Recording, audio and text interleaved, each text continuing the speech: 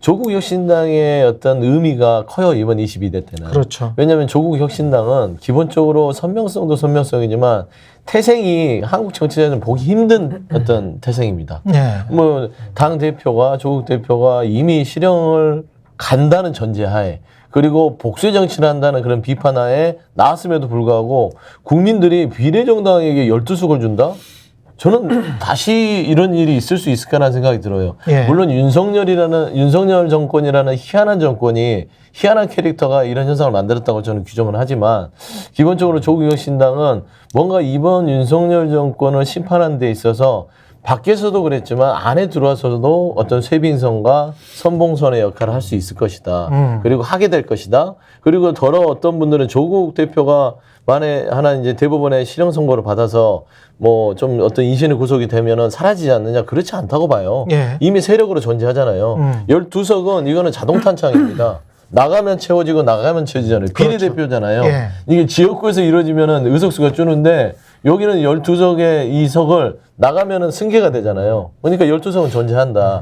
그런 의미에서는 조국혁신당은 윤석열 정부에 굉장히 큰 압박감이 되는 소수정당이다라고 좀 평가를 저는 해요. 근데 저는 높이 그때 보고. 2016년도 총선이죠. 그러니까 19대 아마 총선 때 국민의당이 이제 호남을 중심으로 녹색 돌풍을 일으켰어요. 그렇죠. 그때 이제 뭐 예를 들어 안철수 현상이 재현됐다라고 하면서 그 당이 얻었던 표심이 26%거든요. 비례에서. 근데 이번에 조국 혁신당이 얻은 표가 24%입니다. 거의 비슷하네. 안철수 현상과 2% 차이밖에 안 나니까 예. 거의 뭐 대동소이하고 당시에 국민의당은 민주당을 앞섰기 때문에 좀 더 유의미했다라고 보지만은 예. 이번에는 민주당보다는 2% 좀 부족했습니다만은 이건 지역구 후보를 안 냈기 때문에 그런 거거든요. 그러니까. 만약에 예. 조국혁신당이 지역구 후보까지 냈더라면 1등도 했을걸요? 제가 볼 때는. 그러니까 이런 면을 봤을 때 이번에 조국 혁신당이 말하는 바, 이것은 사법 리스크가 있음에도 불구하고 그 막대기 들어다가 윤석열 대통령 때려야겠다라는 이 국민적 분노. 그럼 이거 불법성 비교를 한 거거든요. 예. 그러면 윤석열 대통령은 상대방에 대해서 범죄자다, 독재다 이렇게 외칠 게 아니라 국민들은 더 범죄자, 더 중범죄자, 형량이 더 높은 무기징역으로 지금 보고 있는 거예요. 국민들은. 그렇지. 이 형량 비교까지 들어간 겁니다. 윤석열 일가. 네? 다 유죄인데. 윤석열 일가. 뭐 어떤 후보는 사형 얘기도 하죠. 제가 사형 얘기는 안 하겠습니다. 지금은 이제 무기징역으로 이렇게 생각하는 거거든요. 그러니까 이거를 매우 심각하게 지금 집권 세력이 민심을 읽어야 되는데 전 지금도 차기 대통령실 뭐 라인업을 짤 때 뭐 거론되는 사람들이 뭐 신지호, 뭐 내지는 이동관, 뭐 이런 이름들이 심심치 않게 나와요. 보도에. 보도에 나와요. 뭐 김한길.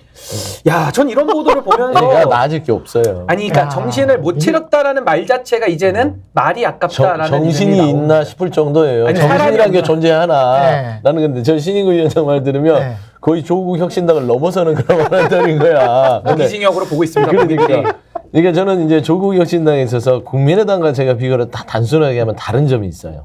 안철수 당시 국민의당 대표, 지금 안철수 의원은요, 본인의 대권 발판을 위한 국민의당을 만들었던 거예요. 사당 같은 거. 사당 같은 거예요. 사당을 만들어서 내가 나중에 대통령 하려면 이거 하나 만들어 놔야지. 그렇지. 이런 느낌이었다면 조국 대표는 명백합니다. 내가 떠나더라도 뭔가 나의 세력을 남겨놓고 가면 유의미한 뭔가를 이룰 수 있겠다는 거기 때문에 조국 대표를 행보를 봤을 때는 이분은 아쉬울 게 없어요. 그러니까 가장 무서운 사람은 뭐냐면 잃을 게 없는 사람. 잃을 게 없는 사람. 그러니까 죽을 각오로. 그러니까 조국 대표 자체는 이미 다 잃었어. 내가 대선을 나가야 똑바로 잃었어. 그렇지. 내가 대선을 나가야지. 내가 대통령 돼야지. 내가 국회의원 돼야지. 이런 게 없어. 그렇지. 그냥 선명해요. 윤석열 일가와 한동훈 저 공정하지 못한 나는 이렇게 쓰는데 당신 자녀는 왜 이렇게 하지 않아? 불법성 비교. 똑같이 해. 이것만 해주면 나는 다 됐어. 이것만 이루면 돼. 예. 그거를 이루기 위해서 조국 혁신당이 이제 탄생이 됐고 그렇지. 국민들이 거기에 힘을 실어줘 버렸네. 예. 저는 이런 부분에서는 그래서 안철수 국민의당은 뭔가 딜을 할 게 있지만 조국 혁신당은 딜이 없어요. 그냥 무조건 직진이야. 거의 논계 정신이에요. 그러죠. 논계 정신. 절벽 끝에 선 심정으로 같이 너 빠져 죽고 나 죽자로는 네. 일단 해야 어차피 정의다. 나는 죽었으니까. 같이 예. 죽자는 정치라는 게 무슨 행위를 할 때 협상을 이끌어내서 하는데 그게 아니에요. 그냥 가는 거예요. 벼랑 끝에서 뛰어내리는 전술이에요. 뛰어내릴 거야, 잘못했다 거야 이런 느낌이거든. 예. 아유.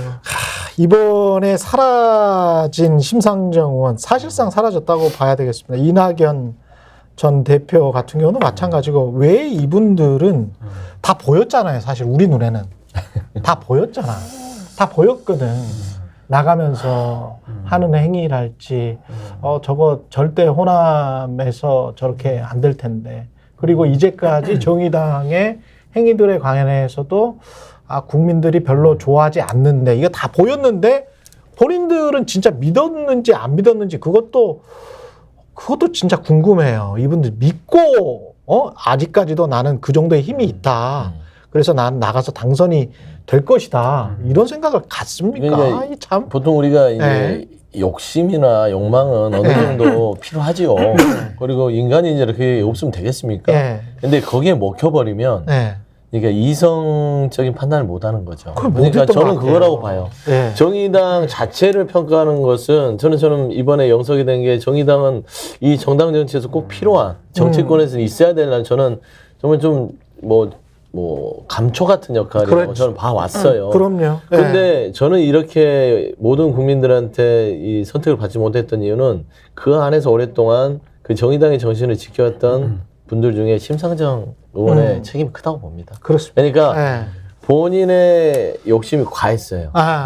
그러니까 그 떠날 때쯤을 떠나거나 아니면은 본인이 마지막 살릴 수 있는 불씨가 있었음에도 불구하고 그 내용을 들여다보면 제가 알기로는 지역구 협상 부분에서 틀어졌던 걸로 알고 있습니다. 그러니까 민주당과의 더불어민주연합의 협상이 있었을 때 들어와서 더불어민주연합이 있었으면 의석수 그래도 2개 정도? 그렇죠. 많게는 한 3개 정도는 그렇지. 해서 불씨는 피워놓고 움직일 수 있었을 텐데 당시에 지역구 협상에서 물러나질 않았어요. 본인 거는 계속 해야 그러니까 되겠다. 이제 꼭 네. 정확하게 얘기를 하기는 그렇지만 그러니까 지역구를 여기를 내주고 여기를 주십시오라는 거기에서 그건 안 되겠다.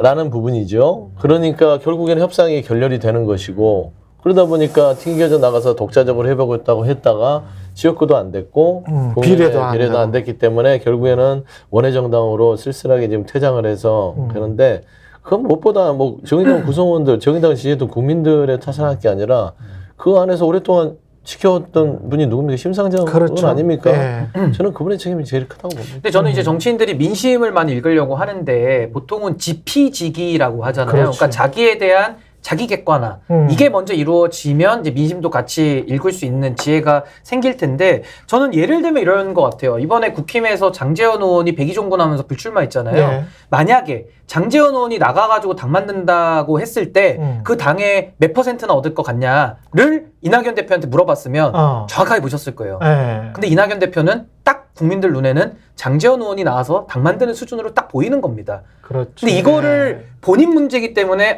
내가 나가서 이준석과 손잡고 당 만들면 삼지대를 할 수 있고 삼지대를 하면 플랫폼이 돼가지고 다 일로 몰려들 거고 양당의 환멸을 느끼는 국민들이 우리를 지지해서 난 대통령이 될 거야 라고 생각을 했던 거거든요. 그렇지. 이게 이제 산산이 부서졌죠. 스픽스는 말하는 언론입니다. 대세는 유튜브, 그중에서 스픽스. 좋아요, 댓글, 구독, 알림 설정. 여러분이 저희를 사랑해 주시고 우리가 여러분을 사랑하는 4가지 방법입니다.